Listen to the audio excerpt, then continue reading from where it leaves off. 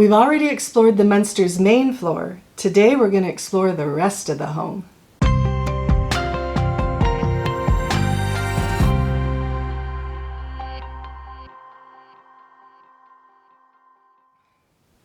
Hi, I'm Marina Coates. Welcome to Behind the Scenes, where we get up close and personal with all your favorite TV and movie homes.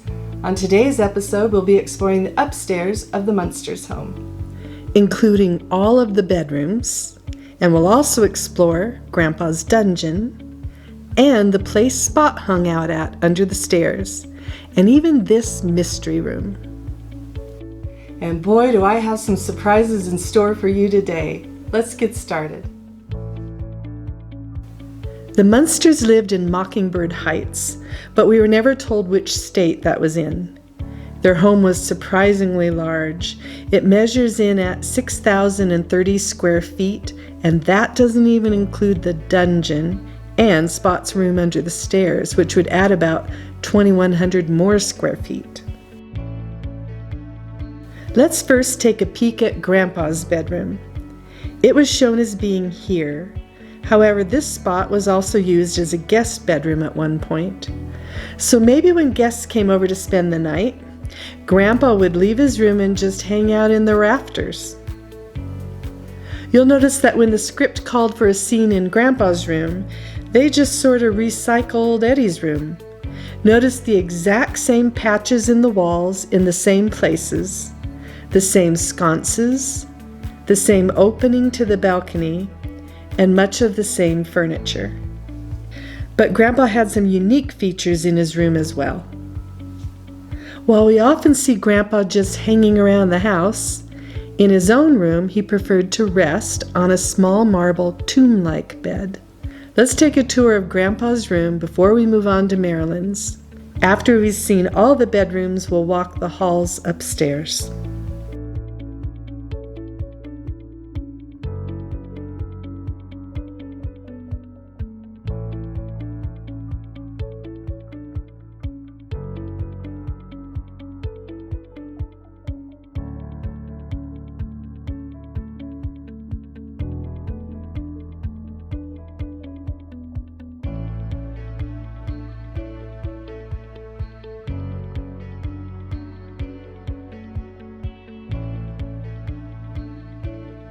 Marilyn's room was situated here in the hallway, right across from Grandpa's room. The interior of Marilyn's room was only shown in 2 episodes, and it changed drastically between the 2. I chose to model the one from the later episode because we got to see much more of her room in that one. In this version, Marilyn, the least spooky member of the family, played by Pat Priest, has a balcony on this side. And we catch a glimpse of a closet door behind Herman's head in this scene, which would place a closet here. Also notice the beautiful entrance into her room with all of the detailing. I love how the props give us some hints into Marilyn's personality. We see a lot of books, a study area, and a makeup table. And my favorite prop, a framed photo of the family. A year ago, I was able to take a tour of the Munster home where it sits on the old studio lot. The exterior has changed a lot, but you could still see this balcony from which Marilyn calls for help in The Man for Marilyn. I got to go inside of the home and look out of that very window, and to my surprise, right there sitting across the street, what did I see?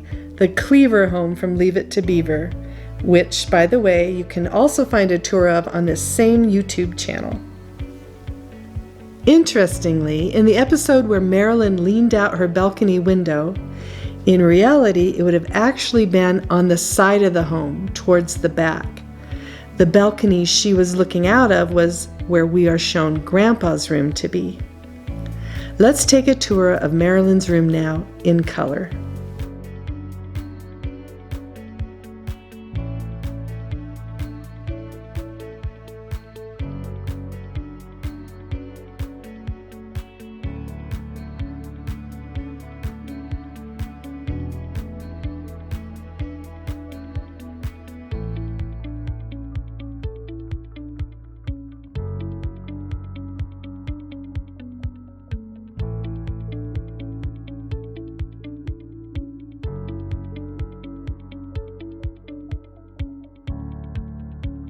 Now, on to Eddie's room. It was across the hallway from Herman and Lily's room. There was a flap at the bottom of his door, almost like a doggy door, through which his parents would speak to him at times. Eddie's room definitely had some fun things going on in it. We see a mangled-up cage inhabited by two alligators that seemingly could easily escape through the bars. But my favorite part of the room are the steps we see right here. Eddie and Herman had a couple monster-to-son talks on these very stairs. At least once we hear a creaking sound just before he comes down these stairs, suggesting something at the top that he must open to come out of. I chose to make it a coffin. I also noticed a little funeral parlor curtain to the right of the steps in this shot, so I took it from there. Eddie loved hiding in enclosed spaces, like the kitchen cupboards, for instance. And there's a well-known picture of him sleeping in a chest of drawers, but it was obviously not taken in his own room. And of course, we know Eddie had a doll named Woof Woof. There's a Facebook group called the Official Munsters Fan Group that describes itself as this: the official Butch Patrick approved Munsters Fan Group. Butch Patrick, of course, is the actor who portrayed Eddie. Butch contributes to the page on a very regular basis and uses it as a tool to interact with his loyal fans. And as a plus, you get regular announcements about where he will be appearing next. Now, let's tour Eddie's room.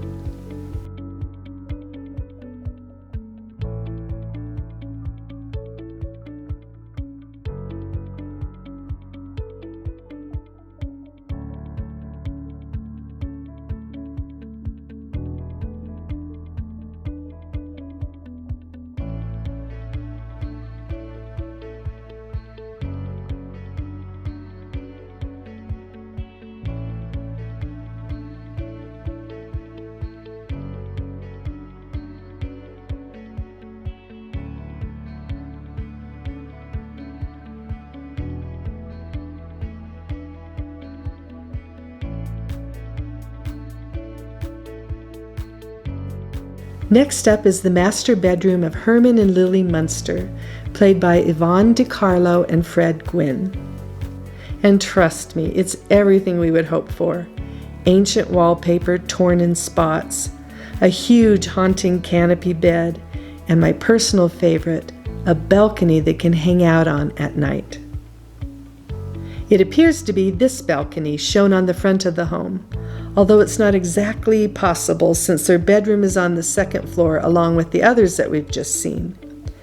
True, there are 2 steps up to the balcony, but not enough to account for the placement that were shown on the exterior. But I don't care. I can suspend belief a little for this wonderful balcony. In one episode, when Herman faints in their room, we get to see a door on the 4th wall, a wall we're never fully shown. So perhaps Herman and Lily each had their own closet, and Lily has her makeup vanity here. Throughout the series, Herman was constantly breaking things: mirrors, doors, windows, you name it. Can you imagine the monstrous repair bills? Budget-conscious Lily could not have been very happy. Let's take a tour of their bedroom now before we walk the halls.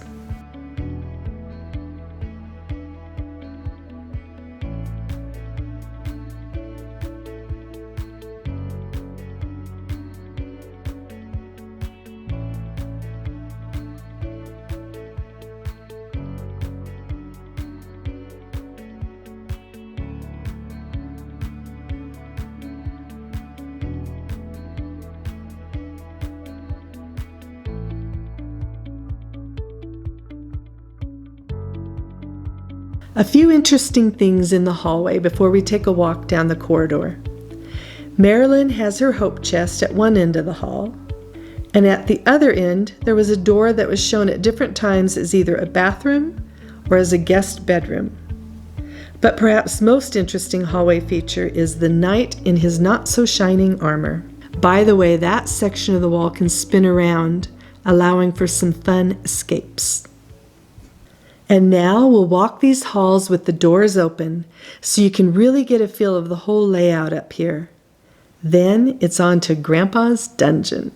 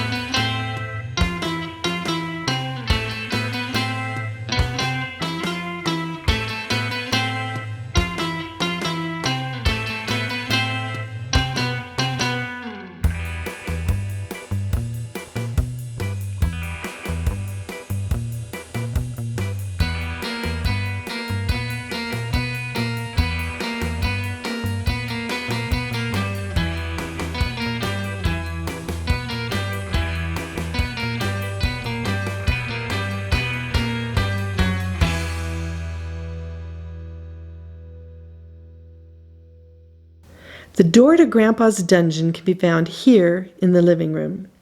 We often see the characters enter and exit there, but we never got to see this, the view on the way down. So here's what it would feel like to slowly descend into the dungeon from the living room.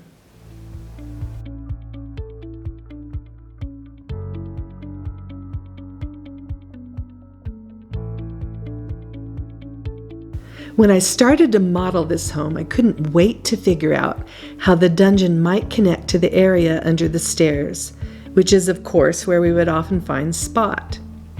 Since people often came up out of those stairs at different times carrying things such as picnic baskets, I reasoned that they probably weren't just coming back from feeding Spot, but instead had entered through the dungeon and then exited through the stairs. There is definitely evidence to support this. Look how well the dungeon lines up with the area under the stairs, with plenty of room left over for Spot's special quarters. They, of course, wouldn't want Spot to be able to gain access to the dungeon. Just imagine the damage he would have done. But there could be a hallway connecting the two areas that's too narrow for Spot to get through. We'll roam over there in a minute. For now, let's explore the dungeon. What kid didn't love Grandpa's dungeon? Wasn't it one of the coolest parts of the Munsters home? At the bottom of the stairs, we find a small curtain, but because the stairs curve so tightly, we couldn't see much behind it. It does leave an interesting space back there, though. I decided to uncover it for you so you can see the space for yourself. Next to that is a small room that we never got an entire view of on the show, but that will change with my tour coming up. And then beside that room is the area we're probably most familiar with, where Grandpa mixed his mysterious and unpredictable potions, and where he kept his crystal ball. On the other side of the stairs is another small room. This one we got a pretty good view of on a couple of occasions, but it was off in the distance a ways. Today you'll get a close-up. And then there was Grandpa's wall of electrical gadgets and levers. Oh, how Grandpa loved his dungeon. Now we're going to tour the dungeon and then head over through the hallway to Spot's room, which also leads to the stairs. After that, I have 2 surprises for you.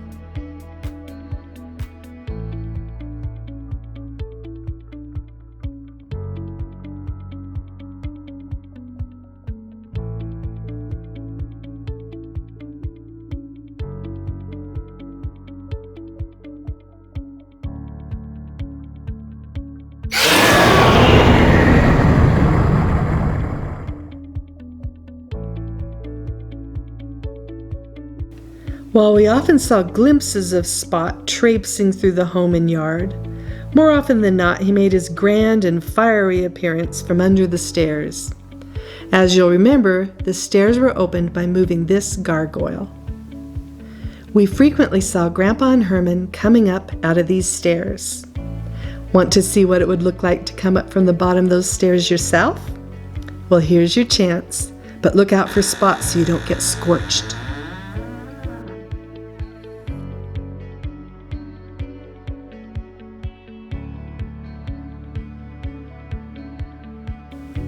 My last little surprise is letting you tour a room that we never got to see the inside of on the show.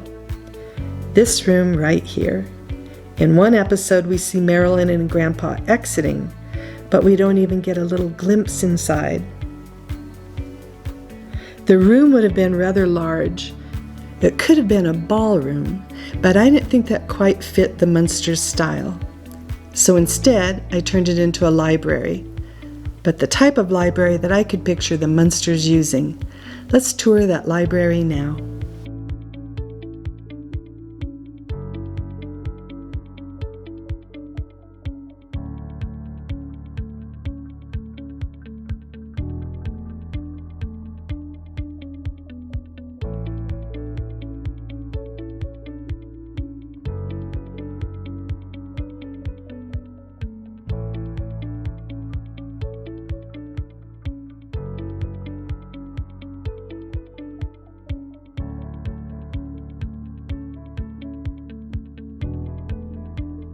A big shout out to the set designers.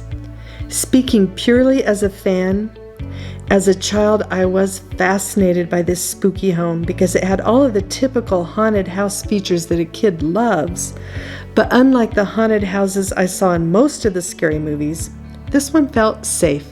So I got to explore a haunted house with all of its mysterious nooks and crannies, but without the fear. But as an adult, creating the home on my computer, I discovered, surprisingly, the incredible beauty of the home itself. This home has great bones. In case you missed it, in part 1, I take us on a tour of the main home, stripped clean of all the spooky, creepy stuff, and in color, so you can get a feel for the great design elements in this home. And if you love the actual design of the TV and movie homes I create in these episodes, you might also like another show I have on this channel called Cinematically Inspired Design, where we take the design secrets from the cinema and bring them into our own homes. There's a reason you fall in love with movie homes. Here is where you'll find out why. On our next episode, we'll begin to explore the amazing magical world of Hogwarts. Starting at platform 9 3/4, rushing right through to the train station where we'll board the Hogwarts Express. After arriving at the castle, we'll enter the banquet hall, floating candles and all, and then on to the Gryffindor Commons room.